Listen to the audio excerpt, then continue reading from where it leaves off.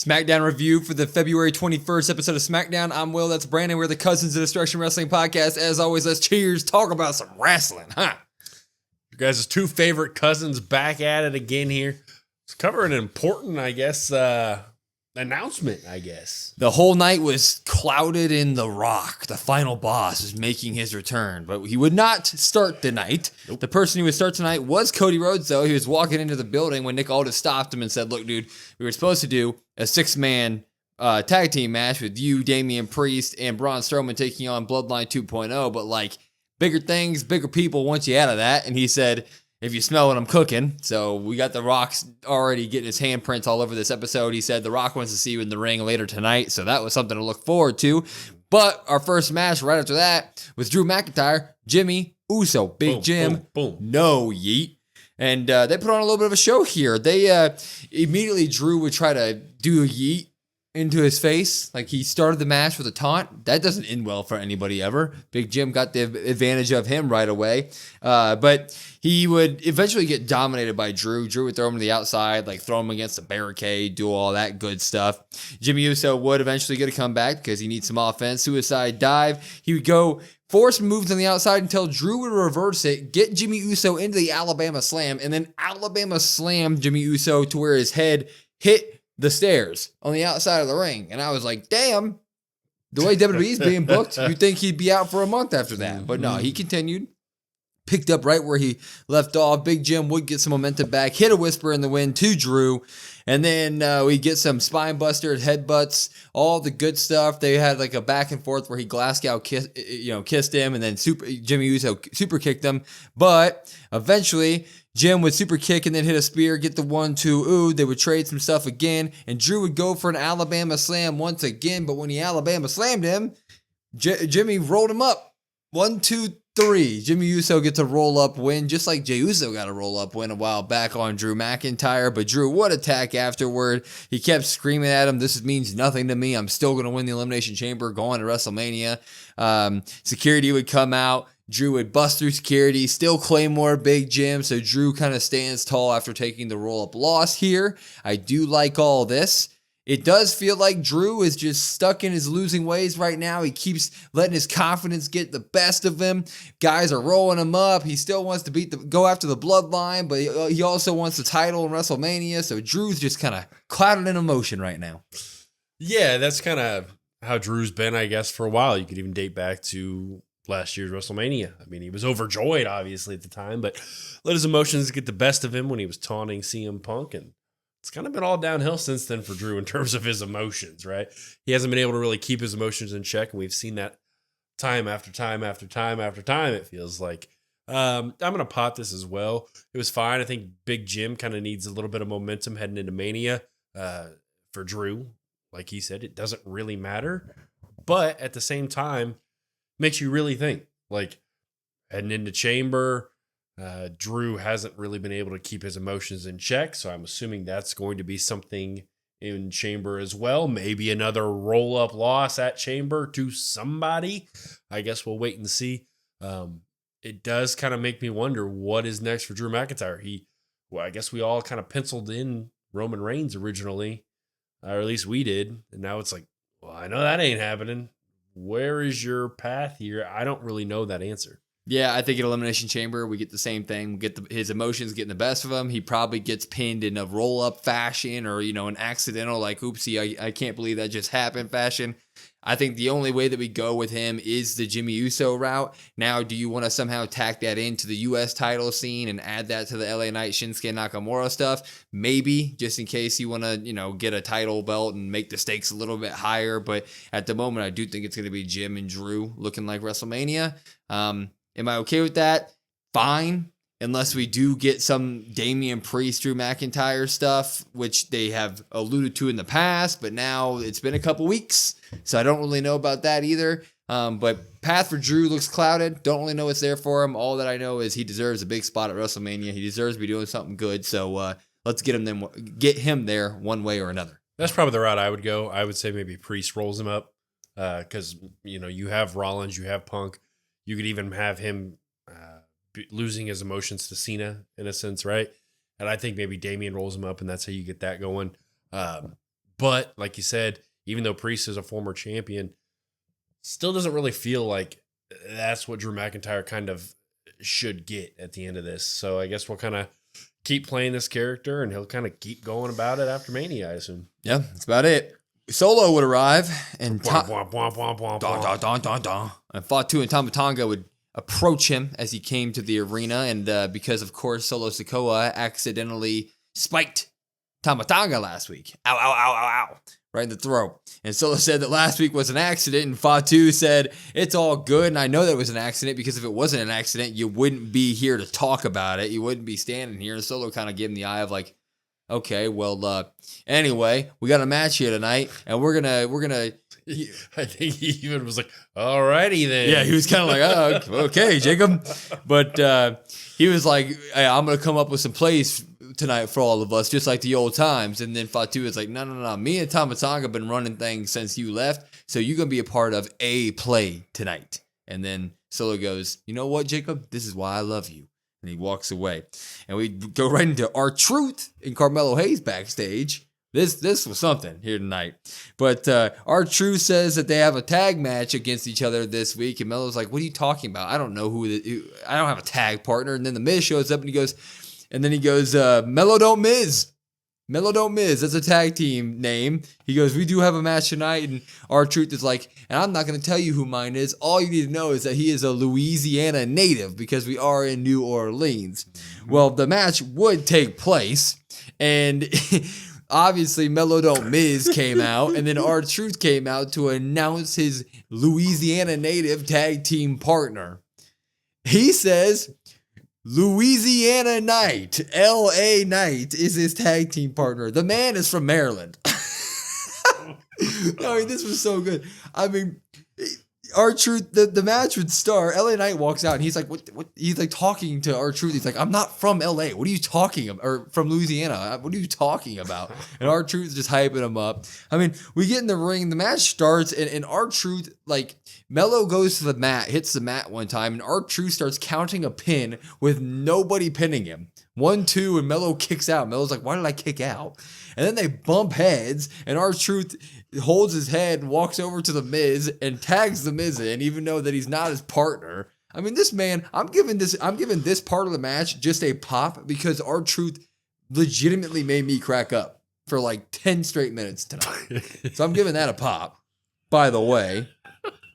But eventually the match would actually have to happen. And there'd be some hot tags to basically let LA Knight cook for a little bit and let The Miz cook, because they obviously had a back and forth last week in terms of the U.S. title scene. And speaking of that, when R-Truth got his 5 moves of doom off, because he's a John Cena wannabe and awesome, he gets a 5-knuckle shuffle and goes to the STFU, and the Miz breaks that up.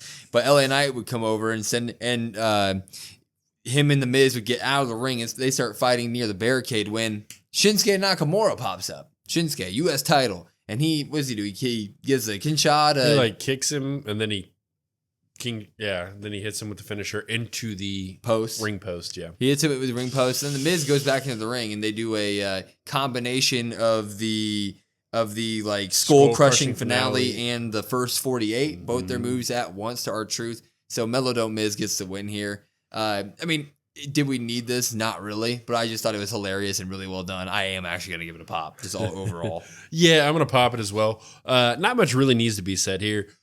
It was a lot of fun. Yeah. I said during the match, it was a very house show feel, and that's something that could have happened on a house show sort of thing. We talk about the 3-hour thing. This was easily something you could have cut, but I am excited to see Carmelo Hayes and Miz together. Yeah. At the end, even Miz is posing, and then Carmelo gets in front of him, and then Miz tries to one-up him. So that's kind of nice. They have the smile. They're like, okay, maybe this is something cool finishing maneuver. Have to practice it a little bit, but looks really cool. So sign me up. I don't know what the end goal is for that either, but it'll be fun. Yeah, I mean, you get a little bit of the LA Shinsuke thing. You get Melo Don't Miz forming, and that's going to be something to look after. And then you just get some like classic, great R-Truth comedy. It was like, yeah, did this need to be on the show? No, but it existed and it was funny for me. I had fun. So yeah, I mean, in terms of Carmelo being the young guy, like who else? I mean, there are other people, yeah, but Miz is a great person to kind of work with a lot and just 100%. learn. So great stuff for him. We had a couple of promo packages. We got Zelina Vega. She had a little bit of a promo package. Basically, was saying that they had her in like a cyberpunk world. She was leaning on like this cyberpunk looking motorcycle, and she was basically saying that everybody's always said that she's too small, but she wasn't too small to win Queen of the Ring, and she's proven everybody wrong before, and this is a new and fresh start here on SmackDown, and she's got things to prove. And then that was followed up by a Charlotte Flair promo package, and she's doing her normal thing, and like it shows the GOAT hype videos on her of her past matches, and she says, "The GOAT. Can you call yourself a GOAT? Well, you sure can when nobody can touch the legacy that you have here." So Charlotte Flair and Zelina Vega, they're talents, and they're going to be here on SmackDown to come. But speaking of Charlotte Flair, her opponent, Tiffany Stratton, came to the ring and had a mic in her hand because last week, Charlotte Flair obviously declared that she will be facing Tiffany Stratton at WrestleMania. Yes. And so... I don't have anything to add. I just say yes. Yeah, and she says, she goes, you know it. She was pointing to everybody in the crowd. I was like, what do they know? Huh? And she goes, ever since I won this title, everybody's upset. In fact, I had Nia beat last week until Candice LeRae intervened. And then at Chamber, it's all going to come to an end because me and Trish Stratus are going to beat them. But I don't even want to think about them right now because I want to talk about Charlotte Flair deciding to declare that she wants to fight me at WrestleMania. And she goes, my dreams in that moment came true, but at the same time, I realized no one loves to kick a girl while she's down like Charlotte Flair does. And at WrestleMania, I will take your spot and I will become the number one woman in all of the WWE. Nia Jax and Candice LeRae come out and they basically said that it's funny that it's cute that you think that you and Trish can even beat us and you won't even have the title at WrestleMania because after I beat you at Elimination Chamber, I'm going to win that title before Mania comes around. And they all got into the ring and they started fighting. This part Charlotte came out. No. We had a match, but I thought Charlotte came out before the match. No, she came out about 30 seconds into the match. Same thing. Potato, tomato. Yeah, she came out very quickly to go on commentary. But before we get into the match and stuff, I'm dropping the hell out of this. I was just going to combine it all into one. You want to break it up? Yeah, I'm going to break it up into promo. Because the promo, they had a commercial between, like, there was a good promo segment and then a commercial and then a match, whatever happened. But this stuff is not. Tiffany needs to work on her mic skills. Love her to death. I mean, if don't be too critical of us saying this because if you just go back into our past stuff, all we do is praise the woman. I think Tiffany Stratton is the future of the women's division, especially in the ring. But good Lord, her mic work right now, it needs work. It needs help. I'm dropping the promo. Yeah, I'm gonna drop it as well. It was definitely something that I don't want to say I overlooked, but I was like, it'll be fine. She'll figure it out, sort of thing. We've seen a couple promos now since she's become the champ, and they worry you a little bit. They do. They worry you a little bit, especially with somebody like the caliber of Charlotte that can kind of tear somebody down if she wants to. I don't know if she will, but she could easily do that. Even this one with Nia is far better than Tiffany is. Tiffany's lines kind of sounded very boxed in, very 2K-ish. Hey, just say these things. Even down to like the inflections almost. Yeah. It almost seemed like it's live, yes, but it almost seemed pre-recorded in a sense. Yeah. Like, okay, no, we're going to do that again. So it would be nice to get some like authenticity from her. Like, who is Tiffany Stratton? Like, I know there's a person obviously behind that. Like, let's get more of that. Yeah, she's just missing a little something there. It does sound like they just give her these lines and she has to recite them word for word. And she like you said, her inflections. She even repeats the lines like she's recording in a booth almost. It's a little weird. But we would get the actual match here between Tiffany and Candice LeRae. And literally 30 seconds into this match, Charlotte Flair comes out. She goes to commentary. She starts talking about how she is the top woman and that will not change at all throughout. But Tiffany would put on a little bit of a show in front of Charlotte. She'd even do her move. She'd go to the top rope and hit a moonsault to the outside of the ring on Nia and Candice. But Nia and Candice did not get there in time. It looked a little off, but that was not Tiffany's fault. That was somebody Nia was and off. Candice. Yeah, I don't know who. Somebody was off. Tiffany would go for a swanton, But she would miss because Candice got out of the way, and Candice would immediately pop up, go for a springboard moonsault, and Tiffany would get out of the way. And Tiffany would try to use this moment to set Candice up for the prettiest moonsault ever, but Nia would rip her out of the ring. So Nia is starting to get involved here, and Tiff would walk out, drop kick Nia. She would then Alabama slam Candice into the barricade, which looked a little rough as well, but it was okay. She would then walk up to Charlotte at commentary and point to the sign while she's looking Charlotte in her face. So there's a little stuff there. And then she'd pull Candice in the ring, hit the Tiffany moonsault, prettiest moonsault of all time. 1, 2, 3, she wins, but that wasn't it because Nia Jax, of course, isn't going to let that slide. She attacks Tiffany after the bell, but that would mean Trish Stratus is here, which Trish is great. Love seeing Trish. No way Trish is in New Orleans. Yeah, he goes on live stream. He goes, no way Trish is actually here in New Orleans, and literally a millisecond after that, Trish is running out. But Trish is here. She spine busters Candice, but Nia does get the advantage on her, and Nia ends up stacking Trish onto Tiff and annihilates both of them at once. Looked a little weak, but she did it. It was nice stuff. Charlotte would come into the ring afterward and just point to the sign. So that was the thing here. But this all felt a little off. It really did. I'm very much looking forward to the Tiffany versus Charlotte stuff. But this tag match that we have in between over the next week to Chamber, I kind of want to just get through that so we can get to the good stuff. This I wasn't feeling this. I'm dropping all of it. Yeah, I'm going to drop it as well. I don't think this was Tiffany or Candice's best showing in the ring. I know Tiffany looks weak here and the champ seems down and out, and Charlotte kind of just stands over her again and kind of like poses, and you get that feeling. The biggest takeaway for me from this was Nia Jax, which like I get you want to build the tag matchup. I understand that. But to me, it should have either been, I don't know, Trish or Tiffany, I guess. I mean, your champion could be there. It just feels like the focus for me, like Nia Jax came out of tonight looking stronger than she did going into the night, which is great. That's awesome for heels. But I saw like, I mean, it was like a drastic drop for me in terms of like Tiffany's stock tonight. Like she didn't perform well in the ring. The mic stuff wasn't good either. I'm still excited for her and Charlotte. That's down the road, but it's like, God, like it's a very off night for her, I guess. I'm not against, like, the end of the match, she handled Nia and Candice at once. Like, Nia got involved, pulled Candice out to help her, and Tiffany was able to handle all that by herself and still get the clean win. So I like what they did there. But to me, the in-ring stuff, like, sure, they had a couple, like, iffy moves, but whatever. It's Candice LeRae, in my opinion, on that one. Tiffany, I still has my full trust.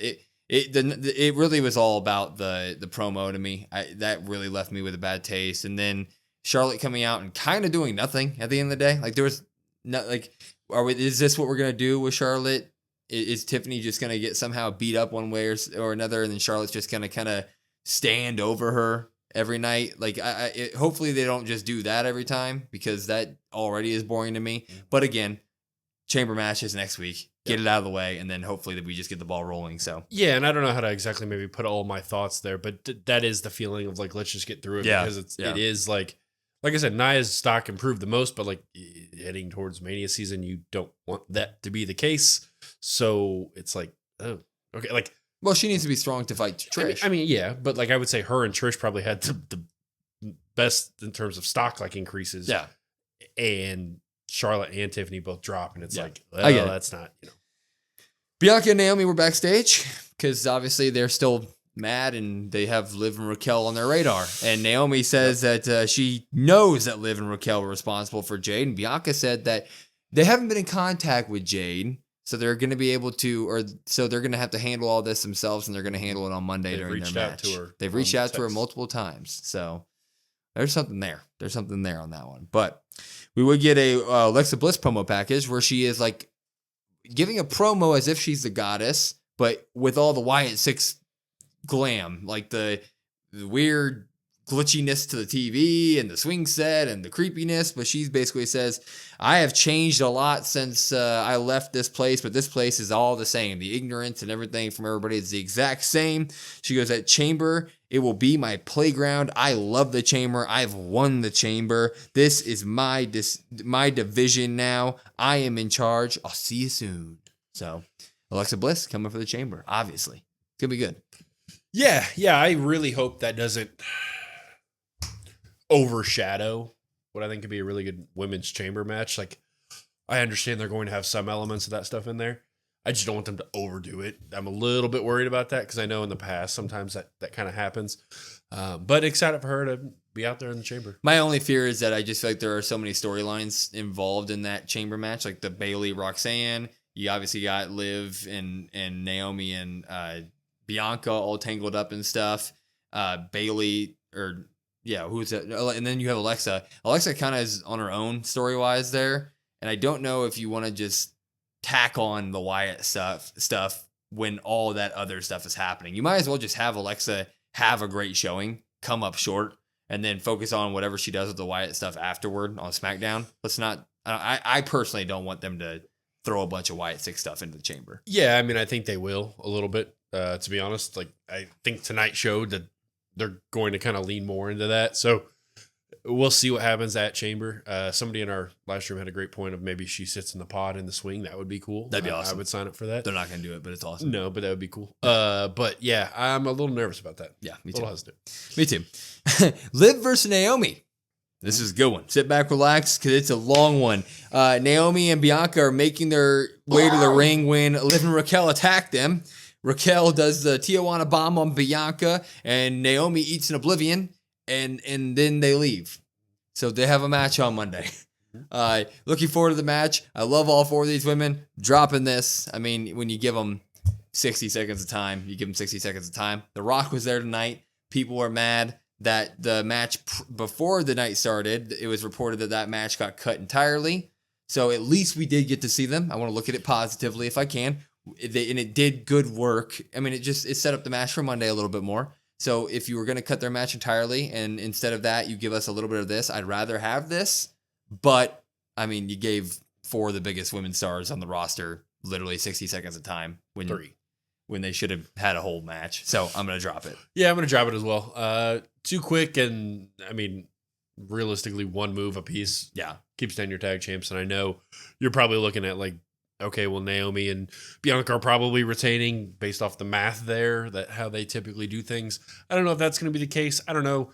This match didn't excite me any more than I already was for the title match on Monday. So it is what it is. A little thing to tack on after the match that made it kind of funny, though, was Chelsea Green and Piper Niven thought that Bianca and Naomi were going to be like too hurt to be in the chamber, which isn't true. So they went up to Nick Aldis to try to get their spot in the chamber match. And Chelsea Green was really mad that she is like Canadians, the greatest thing that's ever come out of Canada. And she is That's maple syrup. She is the tallest and shortest Youngest and oldest United States champion of all time. Yeah, she's everything, obviously. So that was a little funny stuff. She has a match against somebody else on SmackDown next week. Gonna be Natalya. Sorry to ruin it for you guys.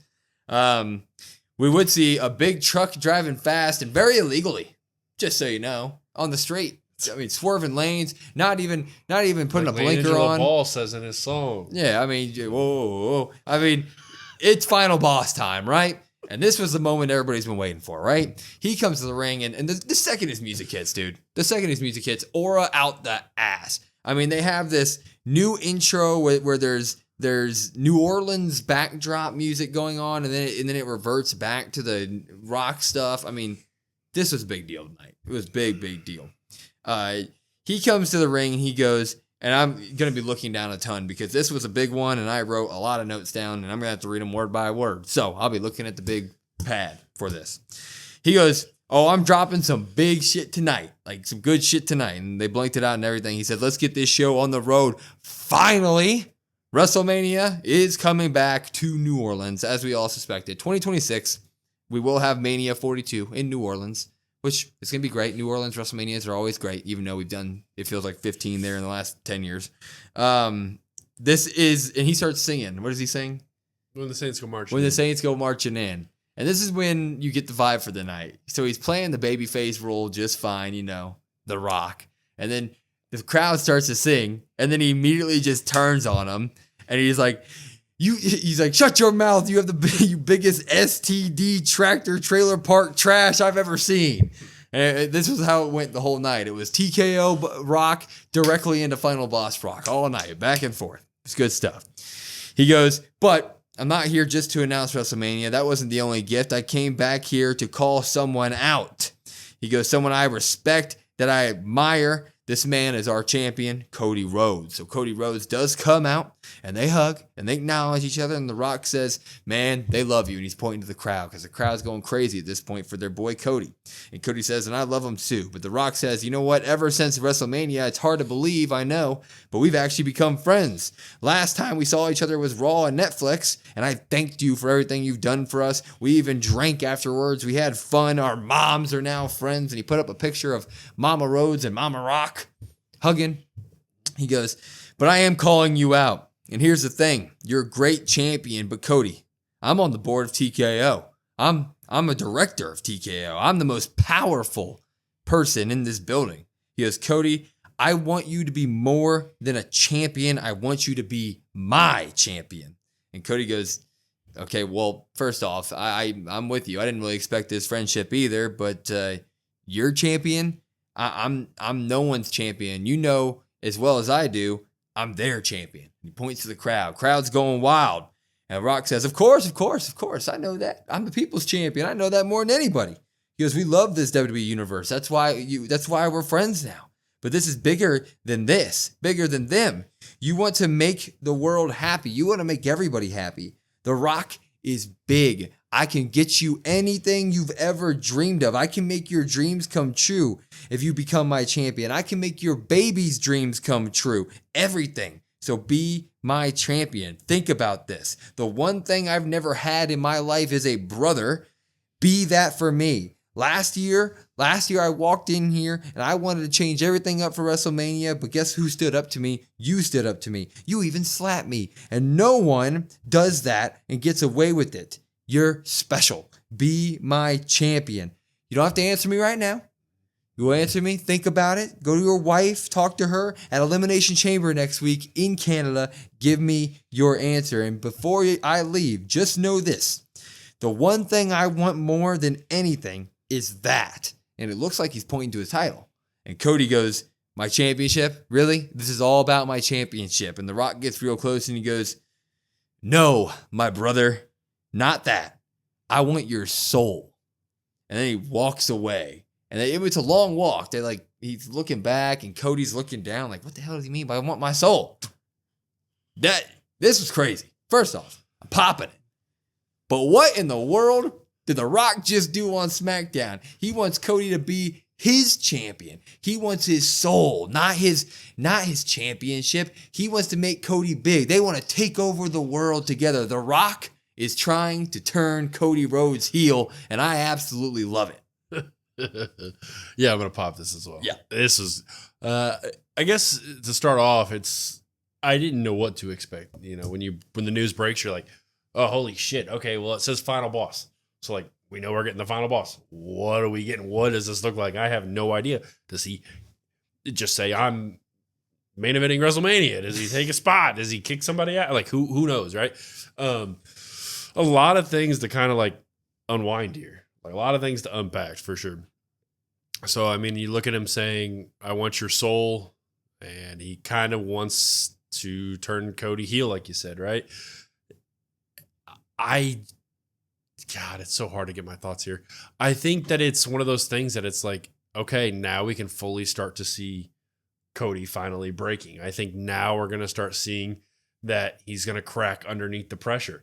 The Rock's like, I want what's best for business, and I want your soul. I want you to be my brother. We can basically walk like hand in hand. We can dominate everything. Well, Cody's just going to end up letting The Rock down at the end of the day, I think. I think that's what we end up getting. This heel side is going to be fantastic. I don't think anybody could have expected this partnership, right? This brotherhood of these two, which is something interesting as well, because you would have thought that maybe Roman could have been Rock's brother previously. So that's like another layer to this as well. What's best for business? Also, John Cena said he's best for business as well. So you've got that intertwining as well. A lot to unpack here. A lot to, like, we could talk about this for hours. But all in all, I'm excited for it. It's nice to have unpredictability, something I never thought that I would see or could even think up in my mind. And I'm all for it. Yeah. When The Rock announced he was coming back to SmackDown this week, I was scared. I was scared that we were going to have another thing like last year where The Rock just comes back and tries to insert himself into the main title scene of WrestleMania. Oh no, what's going to happen? That wasn't this. This was perfect in my opinion. You leave the door open for The Rock to come back at any time, but most importantly, you have now officially planted the heel Cody Rhodes seeds. I know he's teetered with his actions, the Kevin Owens Royal Rumble stuff. You could see a little bit of it, but now it's official. Like The Rock is saying, dude, come with me. Come join the dark side right now. Be my champion. We will rule everything. I'll make you bigger than anyone has ever dreamed you could be. I'll make your baby's dreams come true. Everything you've ever wanted with me. And now it's like, yep, now we can do it. What is going to finally be the last straw that's going to turn the ultimate babyface of Cody Rhodes from a babyface to a heel? It's going to be The Rock. It's going to be this partnership. It's going to be if John Cena's the guy that wins the chamber, it's going to be, best for business. John Cena, no, I'm the best for business. The Rock said I'm best for business. I'm his guy. I'm his champion. We're going to push to that edge. We're going to push that edge, and we're going to get heel Cody Rhodes from this. And Cody Rhodes with The Rock as a heel group, heel faction, sign me up any day for it. You can call me a sucker. I'm in for it. Yeah, you can sign me up for it as well. And you also have The Rock and John Cena history as well that you can play off of at any time, anywhere, right? So John Cena saying he's what's best for business. I feel like now we have a clear, direct path of this is who's winning the chamber. Yeah. I think if anything, though, now it kind of murkies the water a little bit into Mania. Like, I still probably would pick Cody to lose at Mania, but at the same time, well, he's got the backing of The Rock now. He's got the backing of TKO potentially, right? Like, even if Cody doesn't want that, like, I think this is actually a really important point. Even if Cody doesn't want to be The Rock's champion, I don't think The Rock cares. I think he's still going to come for that, and he's going to make it happen. So at the end of the day, there's unpredictability. Now I could see Cody actually maybe retaining at Mania as well with the help of The Rock. That's something I wouldn't have thought 24 hours ago. I think it'll be we'll get into our chamber thoughts and Mania thoughts down the road, but I do think that like Mania will be the ultimate snapping point. I think Cody will say no at chamber to the offer, and then whatever happens at Mania, I think is what is really going to push us over. And I can't wait for it. I legitimately cannot wait for it. I mean, we always talk about cinema on Sunday, main event, night 2. Some people said Cody versus Cena was boring. I'm just going to assume Cena wins, to be honest. Some people said it was boring. Well, now you just inject new life into it, inject some poison into it, and some unpredictability. Now it's like, okay, it's not boring anymore. People have wanted unpredictability in Cody's reign for a while, and now we're finally getting it. I say we just officially let the ride take us this time. Mm-hmm. Everybody walked away from this, and like our live stream was very like, what the hell? It clouds people's minds to where it's like, well, that was it. Like, what does this even mean? Like, I do think this is one of those times where you just got to sit back, relax, and just see what the WWE is going to take us on and what the path's going to be, because I'm trusting them with this one. I like it. Yeah, I think that if they didn't have we'll add this last part and then we'll go on. If they didn't have an amazing plan, they wouldn't have done this, right? Yeah. So it's like you have to sit back and none of us thought that this was going to happen. So none of us probably know the next step. Yep. Or the next step or 3 steps down the road. So it's like, just sit back, and anybody that can tell you they know what's happening is just lying to you. We'll just enjoy this stuff. Let it happen. Let it happen. We would have a tag team title match, DIY, Pretty Deadly. Yes, boys, we love them on our stream. Big Pretty Deadly guys here. Mm-hmm. But DIY would come out and they would have their moment of silence for Pretty Deadly. But Pretty Deadly obviously wasn't going to let them have it. So they came out and had their musical entrance. And they beat up DIY. But before the bell ring, DIY actually attacked Pretty Deadly before the bell, even though they just got attacked. I was like, damn, that was quick. But they would attack real quick. And Elton looked good here. Kit got a lot of offense in here. DIY looked good, but it was very quick, and it had a quick ending. Street Profits do come out, and they attack Pretty Deadly. They attack DIY. They attack everybody. Motor City Machine Gun comes out, and they try to attack the Profits as well, but the Profits get the best of them as well. So at the end of all this, we do have DIY are losing via disqualification, so champion's advantage. They keep the titles. We're setting up the big time, every tag team on SmackDown being involved in the title scene that we all predicted, which is totally fine. I am going to drop it because I do think the DIY Pretty Deadly, especially Pretty Deadly, deserved a better, longer match here. Like, the match was like a couple minutes long, not even, and the run-in was extremely predictable. But I am going to add a pop here because I'm a huge Street Profits fan, and good Lord, they took out all 3 of these other tag teams without even a doubt. Tez looked great. Dawkins was throwing people in a post. So I'm always for Street Profits looking great. So popping the Street Profits, dropping the match. Profits are up, you could say, yeah? Profits are up. They looked fantastic. They did. They looked phenomenal. They did. And just that quick little spurt. I'm going to drop this. Not enough time. Also, it's really hard to go on after what we just saw. Yeah. Especially with a lot of like, what the hell does that mean? What the hell is any of this? Realistically, like, I mean, WWE knows better than I do, but it's almost as if like the Cody Rock thing maybe should have just went on last. 100%. Because I was not able to really focus on the last couple of things here. And no Los Garzas here. Justice for the tattoos. I popped that one. Yeah. Like you were the one that had him in the ladder match. I didn't have him in the ladder match. I'm a no Garza guy. No Garza. You like the tattoos. I hate the tattoos. Dumb tattoos. Anyway, Kevin Owens is outside of Sami Zayn's house. He's doing his phone. I don't know. He's recording on his iPhone. I don't know what he does. Gotta be. Gotta be iPhone. Yeah. But you think he has a selfie stick? KO selfie stick. Anyway, he says, Sammy, have you thought about your family? What about your family and all this? And then he peers his camera over, and you can see Sami Zayn hanging out with his family.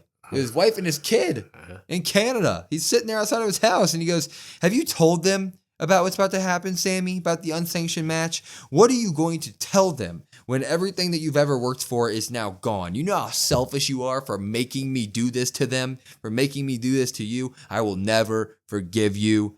You made me do this.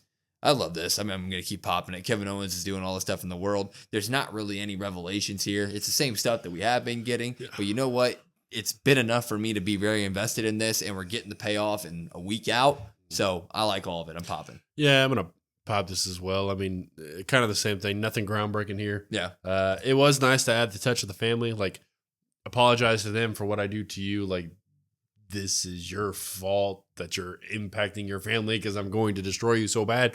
But at the end of the day, like, nothing they could do is going to make me more excited than I already am. Yeah. For the unsanctioned match at Chamber. So let's just get there. Yeah, I agree. And it's funny to think that like the second the camera stopped rolling, KO probably went in there and had a beer and all that good stuff with him. Mm-hmm. So we would get our main event here. Damian Priest, Braun Strowman taking on Jacob Fatu, Solo Sikoa. Of course, Solo and Fatu do their I'm being filmed on the way to the ring thing, and Solo tried to talk first, but Fatu is like, nah, this is my thing. And he did the whole all gas, no brakes. Yeah, I know what I mean. Yeah. And he said, hit my music. And so they entered with Jacob Fatu's music this time, not Solo Sikoa. And they did a lot of Keep doing. Solo and Damian Priest would start. Solo would kind of dominate, and when he was dominating, he was kind of looking at Fatu, like getting acknowledgement from Fatu almost. Like, yeah, I still got this, but that would lead to Damian Priest, kicking Solo's ass. And then Braun Strowman would get hot tagged in, and I thought like Fatu was going to get some good moves off here, but he did. Braun Strowman looked damn strong, and he was sending everybody to the outside of the ring until he went for his runaround part. And when he got to Fatu around the announce table, Tama Tonga popped out with a chair, but Braun Strowman punches the chair, and he's like, get that stuff out of here. And he turns to acknowledge Tama Tonga for almost hitting him with a chair, and when that happened, Jacob Fatu came flying out of nowhere, a flying Fatu, and knocked them both over the over the barricade. He almost took out Lillian. Yeah, Lillian almost took a hard bump there. Yeah, but she almost took the tribal cheeks. Jesus. Fatu and Solo would absolutely dominate Braun Strowman after this, and they would get a bunch of stuff going. But Strowman would get the spine buster off and get a hot tag on Damian Priest, who would start dominating, of course. But eventually, Tama Tonga would get back involved with this match and distract Damian Priest, which would lead to a spinning Solo on Damian Priest. 1, 2, kick out. Solo would load up the spike, of course, but Priest would end up pushing off Solo, and Fatu would join the fight, and everybody would get caught up in it, and Fatu would go for a super kick Solo right in the mouth. right in the mouth. And when that happens, Priest sends Solo out of the ring, or Fatu out of the ring. Braun Strowman would, of course, continue his assault on Fatu, leaving Solo to die in the ring, basically. Priest hits the South of Heaven. 1, 2, 3. Damian Priest, Solo Sikoa, or Damian Priest and Braun Strowman get the win here over them. We're getting all the steps here. Solo Sikoa, Jacob Fatu, trading blows every single week. Solo's trying to hang on to the I love you Jacob thing. It looks like Jacob Fatu is slowly and quickly at the same time becoming done with Solo Sikoa. That's happening at WrestleMania, and I couldn't be more happy for it. In terms of this match, I'll give it the pop. Yeah, I saw something earlier today that said that it's reportedly not planned at Mania. I don't remember where I saw that, but I said there's no way that this is not, right?